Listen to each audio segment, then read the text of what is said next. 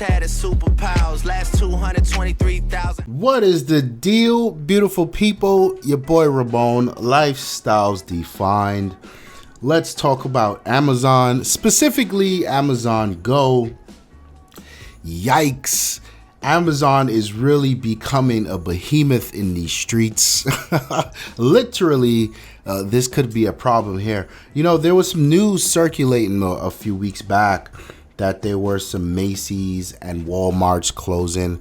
I don't remember Target being on that list, but I know people were watching Target closely a few years back after the after that hackathon or whatever you would call it. And a lot of these brick and mortar places are in trouble, right? And you don't really think about it until you're faced with something like what Amazon is doing here, how much trouble they're actually in. First of all, Walmart closing stores, like how? Because from what I know, Walmart in the United States and everywhere outside of New York and in these metropolitan areas, Walmart is like your survival store. Like, you get everything at Walmart. You get your food, your diapers, your furniture, your jewelry, your wedding ring, your TVs. You get everything at Walmart. So to hear that they're closing, which means that they're having issues, is very interesting.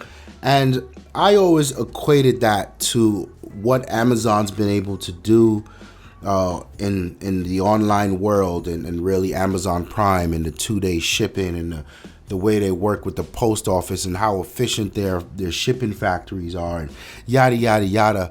And that's scary. And I feel like what they're doing here is really the scumbag behavior that we've seen from Amazon before, right?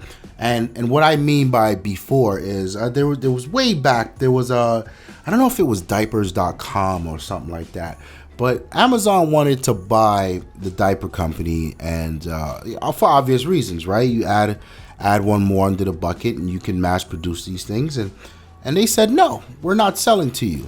So what they went and did, Amazon, they wrote this algorithm that every time whatever price that diaper company would set for diapers, they would always come in a percentage lower.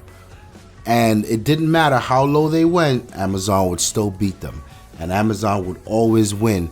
And it was so bad that they forced the company into bankruptcy, and then they bought them.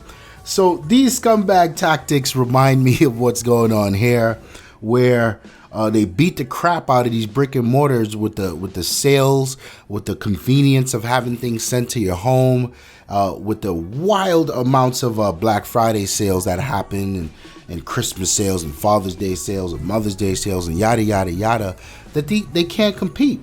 And now that they can't compete and they're forced to close their doors, here comes Amazon with a brick and mortar store. It's like, wait, what? It was like their purpose was to get them out of the market so they can now hop in.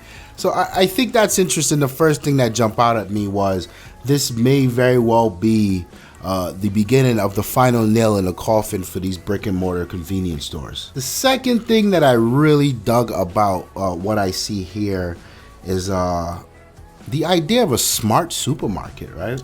And this is something I hate to hear. Oh, the world's first smart toothbrush, the world's first smart comb, and everything's smart because it reports to a phone, and that doesn't make things smart. But here, there's a lot of what's a lot of admiration for what Amazon is doing. So the cornerstone of what's happening here is you walk in the store, you swipe, you get the app on your phone, you swipe it in the turnstile, and it says, Ramon, you're here. And from here on out, anything I pick up in the store, the supermarket, automatically gets added to my cart. And apparently, or according to Amazon, it's so good that it even knows when you put an item back and it removes it from your cart. So that in itself is dope. And they're said to be using a bunch of sensors and all type of crazy, what would they call it? Deep machine learning and whatever. We don't know the specifics behind how the technology is working. But Amazon is saying they can tell what you pick up and when you leave the store, it will charge the your Amazon account for whatever you've picked up and you had in your bag. Now, this is particularly exciting to me because I looked for a world where, and this is our world today, where everything's API'd out. And what I mean by that is if you look at Alexa, a current Amazon offering, you can say, Alexa, play my Jay-Z playlist, right? And Alexa may see 2 music services, maybe even 3, but it knows which one has the Jay-Z playlist. And that's all done through APIs. The programs are developed in a way where certain aspects of it can be read by other programs and they can hooked in together and share that information, yada, yada, yada. This to me is dope because it would be nice if I'm running a dieting app and when I get to the supermarket, you know, recommendations come up when I get to the Amazon supermarket and it says, you may need to pick this up. You may need to pick that up. And when I go and reach for that that coconut soda, that not so diet Coke, it says, whoa, stop the madness, put that back. We strongly recommend you don't take that. You know, I think that's dope. And I think it could be dope when you even add into the mix a recipe application and you say to that application, you know what, just recommend a bunch of recipes for me that's within my diet. And then when you get to the supermarket, the recommendations come up. You'll need this ingredient and that ingredient and that ingredient for this recipe for Thursday night's dinner. That to me is super, super dope, and I'm really interested to see how far this goes. And I at the end of the day, this is the goal of technology, is to make things easier for us, convenient, and to get out of the way. And that seems to be what this is. The third thing that I really, really like about this idea is the no line scenario. So like I said, after you got everything in your bag, you just walk out the door and the phone knows, or Amazon in general knows what you have in your cart. Your card is charged and you are on your way. No lines. Now I don't know who's gonna be packing up all my shit, but it ain't gonna be me, so hopefully they figured that out. According to their ad, it doesn't look like this is a BJ's type of deal where, you know, you're going to buy 12 packs of ketchup. So maybe you'll have just a few things in the tote, who knows.